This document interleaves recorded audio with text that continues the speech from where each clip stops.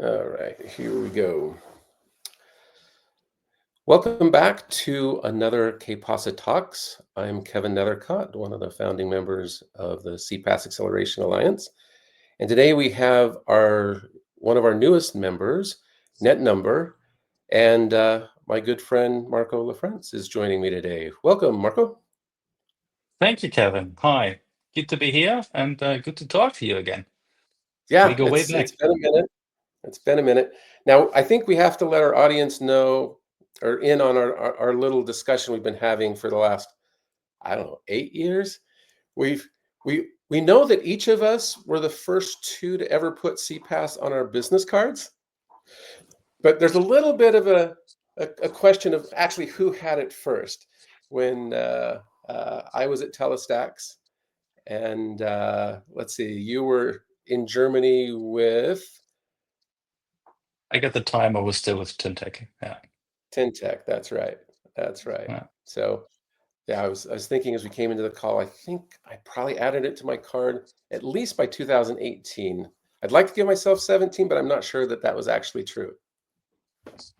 I'm not sure I can recall it actually. I know that I changed my title at one point to include CPaaS, but that was a title change that had nothing to do with my actual career. It was just when the topics that I was working on predominantly focused around CPaaS, and the term was coined in the industry, and then decided, yeah, that's actually what we do. So I should put it on my card. So it's hard for me to really know at what exact date, but I remember that we exchanged it, and we were like, oh wow, right, yeah, That's right. that was cool. That's right. So I guess you got a couple of OGs here talking about CPaaS a little bit, but in different context, right? So Yeah. why don't you introduce yourself a little bit to the audience, and then give us, kind of a brief description of NetNumber, and then we'll get into some of the cool things that you're doing in the ecosystem. Yeah. So I'm Marco. I'm based in Dortmund, Germany. I work for NetNumber as their VP of Business and Market Development. I joined NetNumber 3 years ago, and I was very excited when I was able to finally work for this company. I worked when I didn't work for NetNumber yet. I worked with NetNumber the entire time, and that's because NetNumber has always been vital to the mobile ecosystem, right? They have a history that goes back like 15 years, and the reason is that NetNumber has created solutions for the ecosystem with the ecosystem since the beginning, right? And I'm happy to talk a little bit about what led to NetNumber's success and role in the ecosystem, and why we have so strong ties to the CPaaS market today. I would say it all kicked. I'd say what I know here in the United States, NetNumber was really what enabled the whole 10DLC movement, right? Where we could actually use our regular phone numbers in the United States to send text messages, which has revolutionized how we communicate through messaging. And so I think most of our audience is probably fairly familiar with that use case, at least in the United States. But I know that you guys do a lot more for the ecosystem. Yeah, what people don't know to the history of this is how it came along. And I hate to break to do to history lessons, but before we worked with the CPaaS ecosystem, right? We worked with the carriers. So what we're also enabling carriers to do is to manage their voice networks separately from their SMS networks. Originally, if you thought about porting, like there was one porting activity. So whenever they did a network merger, and these things still happen today, right? Just recently in the US, two massive networks merged. Or they do technology migration, right? 5G upgrades and whatnot. These processes are very sensitive because they are done in flight very often. Now, having the capability to do these things for voice and messaging separately drastically changed how they could do these project plans, and we facilitate that with our registry, the NetNumber Services Registry. And there is another element to this, like MVNOs. More and more MVNOs are successful and have been successful in the past. And one of the reasons in North America they could get cost control over their messaging was by being able to route their messaging traffic independent of their host network. And all of that was because the NetNumber services registry. And that ultimately led to the fact that the industry also asked us, how can we grow the market even further? What can we do? And then the ecosystem decided that it would be great to have phone numbers programmatically available and use them for programmatic conversations. And then the text enablement service came into play. First of all, for the VoIP services, like Google, for example, then a Google user could not only do voice calls, but could actually text, which was amazing. Right. And later on, that led to the success of the large CPaaS spearheading companies that generated billions of revenue using programmatic SMS, or all made possible in North America through text-enabled long codes. And nowadays, Right. it's also the backbone of text-enabled then DLC A2P, as well as text-enabled toll-free. Absolutely. No, I think that enablement, I mean, we still look, there's a lot of really cool things coming through CPaaS, which we now really kind of look at as intelligent engagement. And so it's bringing in the UCaaS players, the CCaaS players, along with the CPaaS players now. We're bringing AI into that. And so you're right. Each of these has been incremental steps that have grown, tremendously. All that said, messaging is still kind of the backbone of most of the revenue of many of our members. And so clearly you play a key role there. Now, I know recently I was a little surprised at the footprint that you have in Europe, right? So maybe tell us a little bit about your global capabilities, and then talk to us a little bit about some of your newer technology deployments and a couple of users that might share with us how your networks are being used today. Yeah, I already appreciate that you refer to us as a network. That's not commonly known, unfortunately. That NetNumber, besides its registry business, is actually operating a carrier-grade global network. And we do this also since over a decade now.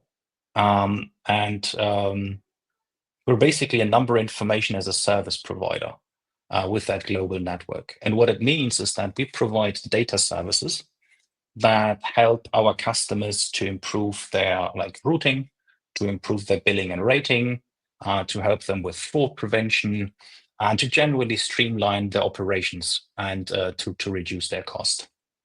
So a few examples: standard use case, least cost routing. You need very precise and accurate phone number intelligence for that. That's something that we provide. Benefits of a global carrier-grade network is that we do everything in real time. Our latencies are the lowest in the market. If you ask our servers, no matter where you are on the globe, response times only depend on how far away your access point is to ours. And whilst we're built totally in AWS, that can be as close as being right in the same data center. And then our infrastructure within our own realm responds in milliseconds. So that's really related to the fact that we have been dealing with data for a very long time, and our customers appreciate that, right? Because what we have with our customers is that they get incoming calls, they get incoming messages, and they have to route them, and they have to do this as quick as possible. And what we have achieved with our customers is that their termination rate has gone significantly up. One of the things that we, for example, which is common in our industry that we don't do, is caching. We're sort of like an enemy to caching. We understand the reasons why technologically or cost base it's sometimes done, but we just think that for the service, quality is not good. And in other cases, we play a particularly big role also in fraud prevention. So customers are not only asking us where to route messages or voice calls for optimal termination, they also ask us now, what do you know about this phone number? Should I be servicing that use case at all? So some of our customers, they ask us whether they should trust the phone number or not. And we have introduced a NetNumber confidence index, a NetNumber CI, that tells the customer with a 0 that is a call or the message that they can certainly drop. And with 1 to 5, we give some confidence around the activity levels around the phone number, which helped our customers tremendously to reduce the unnecessary noise on their network and reduce like bad traffic. And I almost So forgot who about would the be, European stuff, but yeah, we can come yeah, back to that in a well, second. who would be a typical customer and how would they use you in their service? Yeah. So typical customers, your members, people Okay. that run CPaaS platforms, right? So when they receive messages from their wholesale partners, for example, on their platform, right? They're confronted with the question, should I be accepting that traffic? Should I be accepting that send ID? Should I be accepting that traffic to that destination number? And then your members would come to us and ask us, NetNumber, what do you think about this phone number? What's your confidence with this phone number? And we have different data sets for sending and originating phone numbers. That's one use case, right? Which is what I would say has popped up over the last like 2 to 3 years. Because before this, all of it was just a question, NetNumber, where do I have to terminate this? Where do I have to route this? Got Yeah. it. And Got it. more recently, with that service in place, right? We have also moved on a bit more into the digital identity space. There are a lot of companies that do user validation, user verification, but also authentication. And they have these like big ID graphs and data lakes, and they want to know everything there is to know about a phone number. And we are the perfect shop for this, right? If you want to know Mhm. something about a phone number, like we have it in our name, we're a NetNumber. So Right. definitely a good partner. So yeah, so these partners we're looking out for. They have increased interest over the last 3 years and have grown in number in our customer base. And plenty more. There's a lot going on. I don't know where to start and to stop. This time is limited here. Right, right. No, I appreciate it. I think, you know, here in September 22nd, 23rd, we'll all be in Amsterdam for our Casa 25 event. And I think it's interesting because clearly security, privacy, these issues kind of weave their way through every conversation. And so it'll be really interesting to have NetNumber there this year. As a new member, you haven't been there in the past, and because I think you have a real point of view. You touch so many of our other members. Um, we're moving more now, I think, to a data-centric model versus voice or messaging. It's really all the data around those numbers, around the individuals that own those numbers. Um, and so you sitting in the middle of all this with some of your new features, I think is a really important voice to add to the conversation. So we're excited to have you be part of that conversation. As we wrap up, are there any last thoughts that you want to share with our other members and those that are listening in here today? We're definitely looking forward to the event as well. Pretty excited to attend for the first time. Very much looking forward to it. Heard only good things. One of the reasons why we joined. And yeah, phone numbers are like, it still excites me, although they're so old.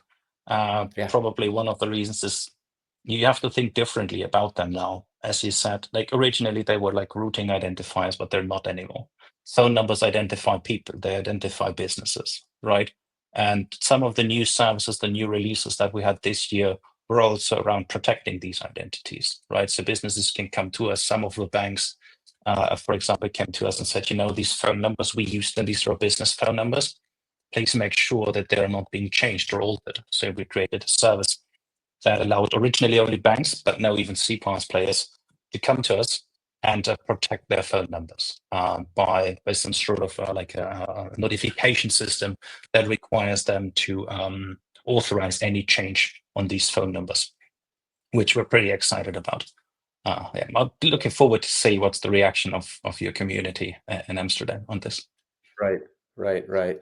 No, it'll be exciting to have you be there. I'm just reflecting, right? I think I'm old enough that we used to memorize phone numbers, right? They really were the identity of your best friend down the block. The only way you could contact him was to pick up the phone, memorize the number, roll it in, right? So the fact that we're still using those as our identity and they're even, richer in that data set and access to that, I think is really, really interesting. how these things that we keep thinking will go away actually become more and more important, I think, because of that history and the meaning and integrity around that they hold. So excited to see you in Amsterdam. Looking forward to that. We've got 2 great days of content and a couple of evenings of some real fun. So we invite all the others that are listening to come and join us as well. And we look forward to seeing you in Amsterdam, and have an enjoyable rest of your summer. I agree. Enjoy the rest of the summer and see you all in Amsterdam. All right. Thanks, Marco. Bye. Cheers.